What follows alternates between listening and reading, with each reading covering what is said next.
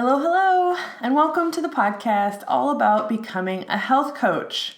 I'm Megan McCrory, an aspiring health coach and an expat living in Switzerland. If you are just joining me for the first time, welcome. I am so glad that you found me. You might want to go back and start from the beginning so you can hear the whole story, just a suggestion. If you are in a health coaching program currently, please contact me. Let me know, and let's see if we can get you on to the podcast so we can do an episode where we can compare and contrast the different schools. I think that would be a really awesome thing to do. If you are not in school yet, but you want to be, just drop me a line at becomingahealthcoach@gmail.com and let me know and see if you have any questions. Let me ask the questions, because if you have questions, I can answer them in the next week's podcast. I don't know much yet, or let's say I'm only in week 2, so let's see. Okay, so let's dive into week 2, module 2. Module 2 was a little bit slower for me even than module 1. As I mentioned in the last episode, I was kind of a little disappointed we didn't hop right into some coaching stuff. But okay, we have a whole year, and I did know beforehand, some people had said that there's probably some stuff that they could have been skipped, and maybe they could have condensed the class a little bit more. So I was expecting it, but I know the syllabus now for at least the first 10 modules. So I know some other good stuff is coming. So what did we do? So in the first module, in module 2, our objectives, we went through the Integrative Nutrition's unique theories. So I'm in the school for the Institute for Integrative Nutrition, IIN. So we went through their unique theories on primary food, Bio-Individuality, geographic proximity, and fitting out. So we talked about that.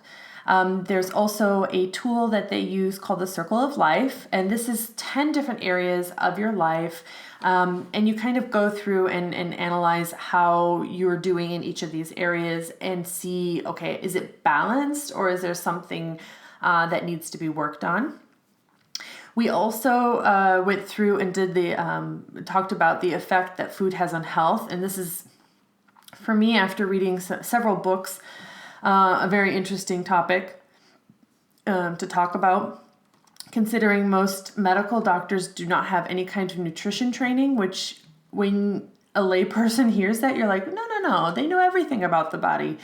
Not so much with nutrition. Nutrition is not really part of the main medical field's curricula. So we talked about that. Then there was a little bit on modern versus postmodern nutrition. And again, this is the IIN take on this, or Joshua Rosenthal's take on what that means. And then also they have, I mentioned it just briefly, the primary food. So primary food and how that works. And I'll get into what primary food is in just a minute. How primary food affects our health and happiness and whatnot. And then also really, my journey, as I mentioned in the first 2 podcasts, and I'll probably keep mentioning it. This is not just about me learning how to be a health coach, but also, a year of self-discovery for me, a year of learning, and it's all about me. No, it's not. But I mean, this is a good thing for me, and I like that the program incorporates that you learn more about yourself, and then and how dietary and lifestyles can shift, and giving yourself self-care. So I do appreciate that about the school. So let's dive in a little bit more about each of these topics. And just to note that there was no guest speakers in Module 2. These were all from Joshua or from what they call the education department. So other people in IIN talking, but no, let's say, highlighted guest speakers this week. So the integrative nutrition theory, they have a lot of good theories. I think they're great. I think some of them are better than others, but I think they're all pretty good. So one of the things that they do is they do teach all the different dietary theories. There's a library that you have access to that kind of just gives you a very quick summary snapshot of about, they say over 100 different dietary theories, everything from Atkins to breatharian, where you just breathe. So yeah, so that's really cool. And they say that they're the only school in the world that really does that. So that's really cool. They also, their theory is the primary food overrides secondary food. And so what primary food is all the things in your life that are not what you put in your body through food. So secondary food is really food. Primary food is your relationships, your career, your spirituality, and your exercise or your movement. So if you are not good in any of those areas, it doesn't really matter what you're putting in your body. You're not going to feel the full level of healthy that you could feel. So again, I think that that's a good way to look at things, because somebody could be having a personal trainer and eating all the right foods, but be completely stressed out at work or be in a horrible relationship, and they're not going to feel 100%. So yeah, I think that's a good theory. The next theory was the diet should be based really on the individual. So this is this Bio-Individuality, which they get into a little bit more. And I agree also with this, because I was reading a couple of these books by Gary Taubes, Why We Get Fat, which is a really great book to understand why we get fat, and The Case Against Sugar, which is also by Gary Taubes. And he goes into really, each person and hormone levels and their genetics, and all of these things are so complicated. It's really interesting how anybody could think that all one type of food could work for everybody. Dairy, for example. It's not. Some people are going to handle dairy better than other people. Some people are going to be, it's just like a food allergy, right? But it's not as hard as a food allergy.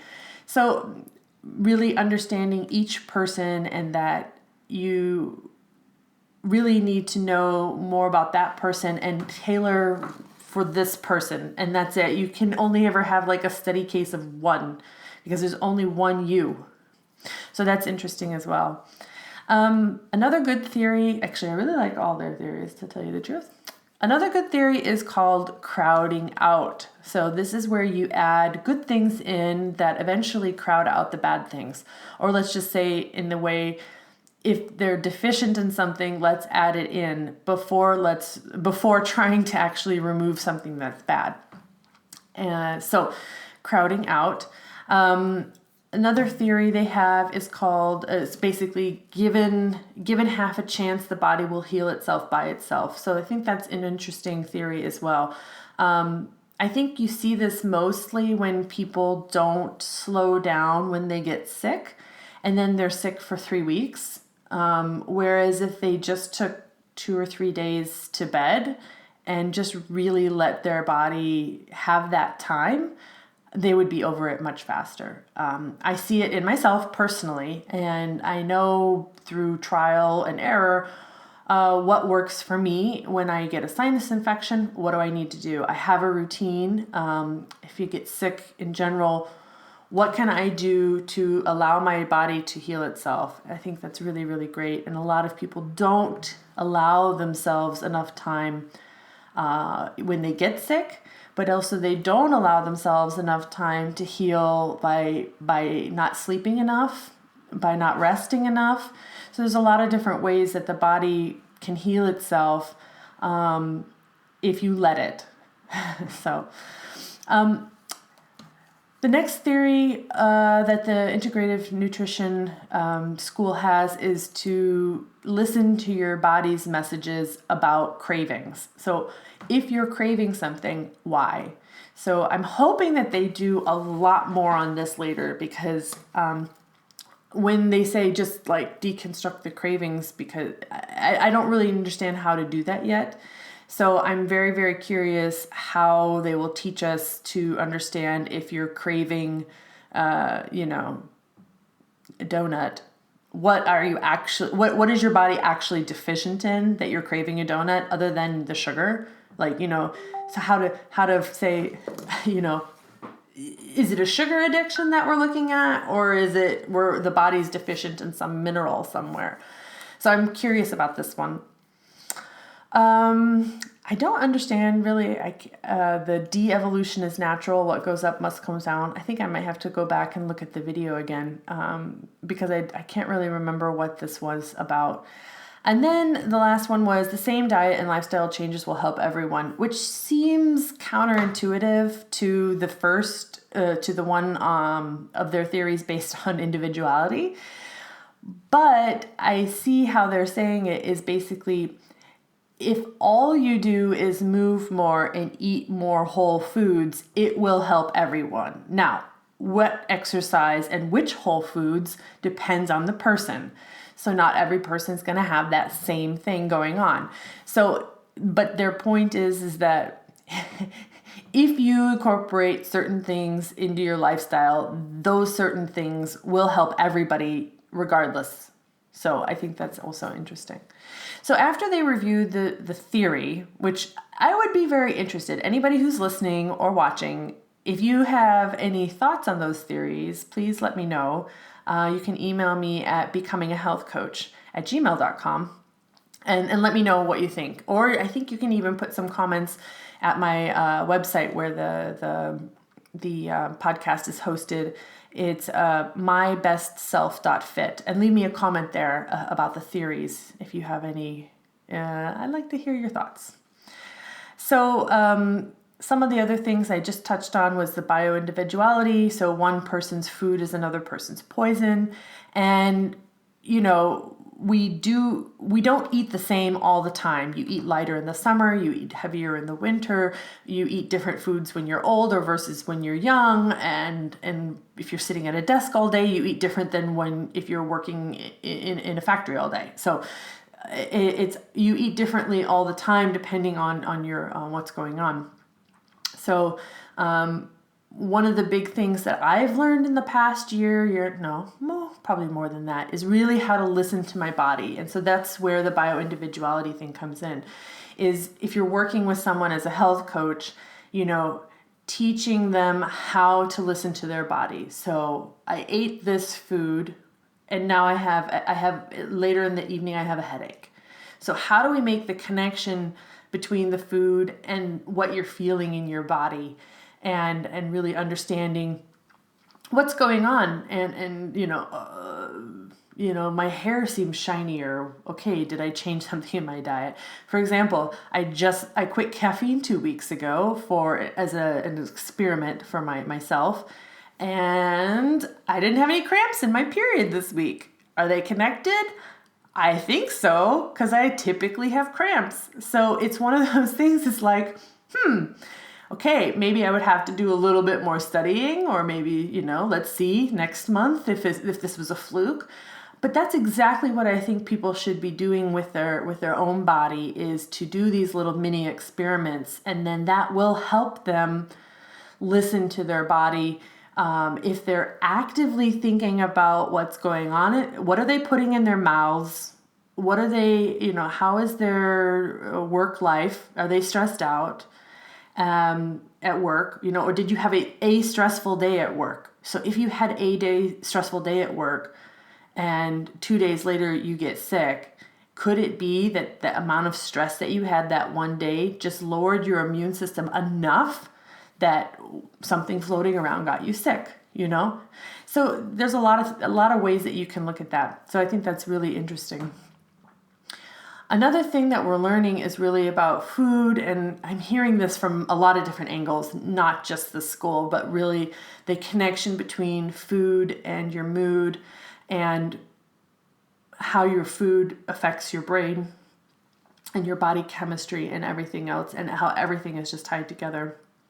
So I'm really hoping we get more on that soon. That would be good.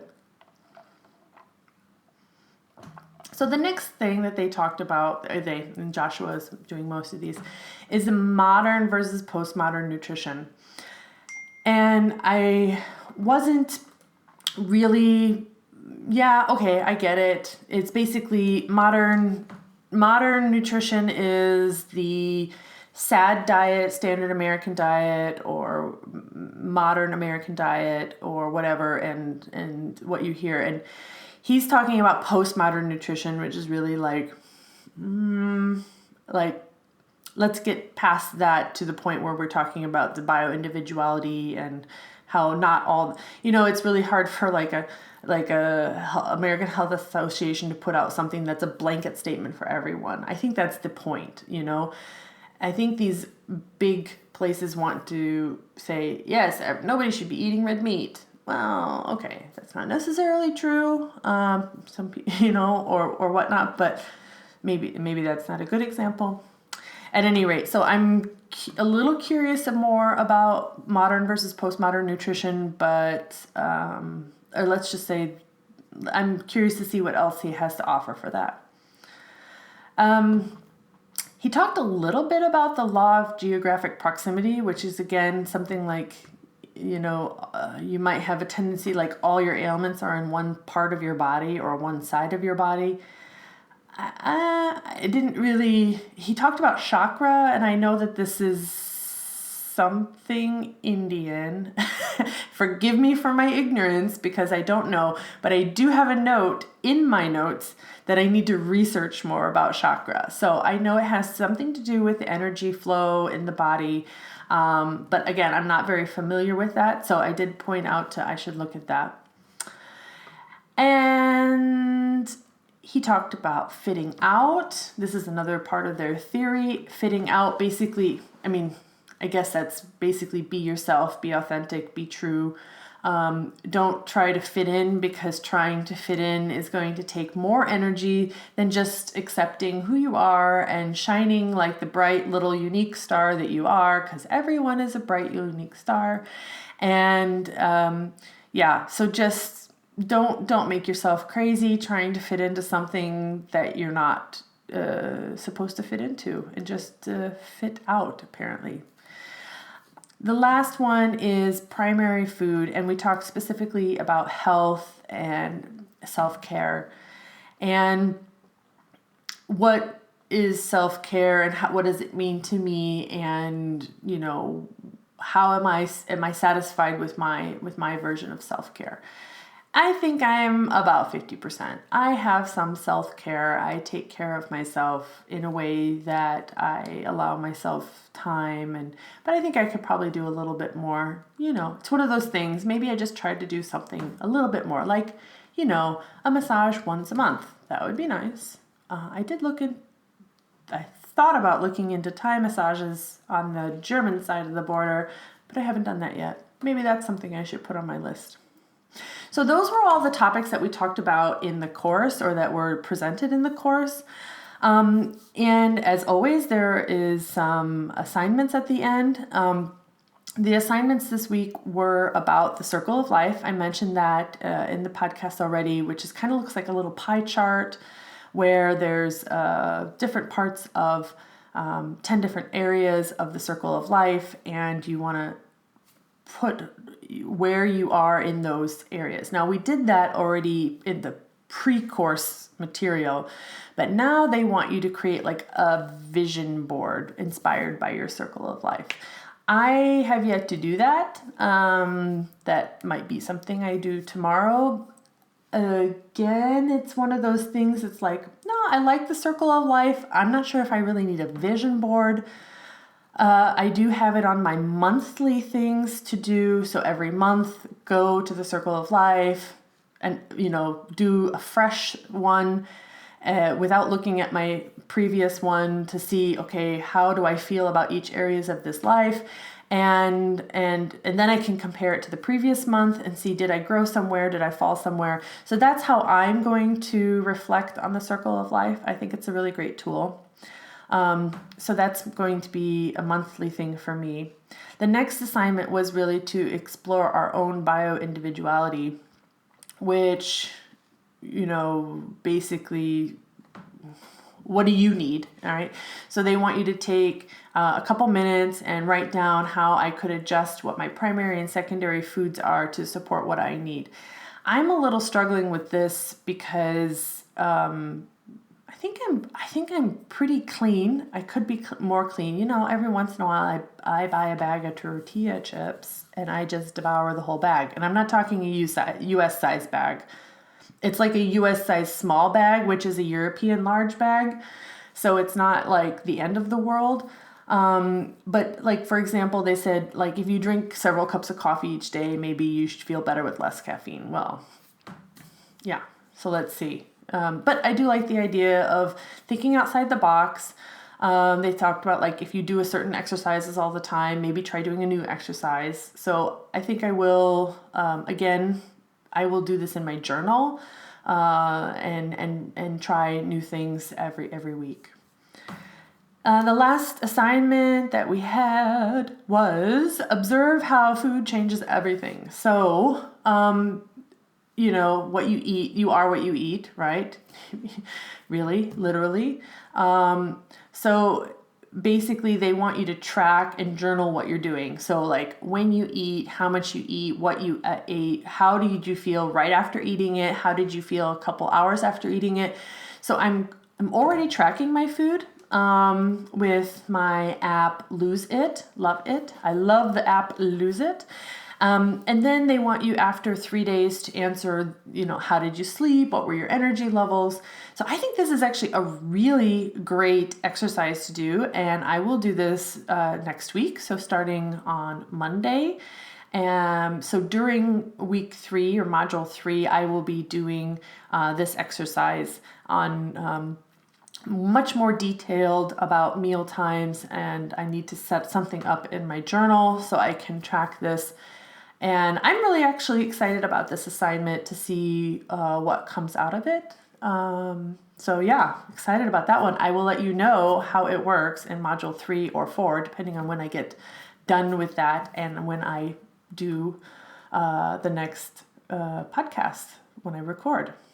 So that's about it for this week. Those are the things that we learned. Personally, again, I was still watching the Broken Brain series by Dr. Mark Hyman this week, and also still watching the Essential Oils by Dr. Eric Zelinsky. So watching those two things on the side. Yeah, I still had too much to do in the evenings this week. And next week, I already have too much to do in the evening, so I am trying hard to structure and be way more structured about when I do things. I mean, typically, I would just come home and do it because I don't have very many obligations in the evenings. But now I think, for next week, I really did a lot of blocking out in my calendar to prepare, like, okay, I really have to sit down and do it there. I do use a kind of a bullet journal for my personal stuff, but I do have a passion planner as well, which I purchased for this project for the year.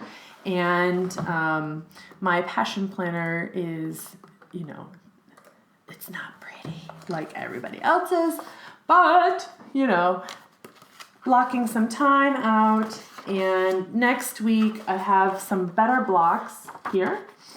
So that's that's how I'm doing it. Really blocking so I can get my exercise in, and also the side hustle school. So those are the courses that I'm taking right now. So in the IIN for health coaching, and Side Hustle School Society by Chris Guillebeau. Again, another podcast. If you're listening to podcasts and you want to see about a side hustle, love it.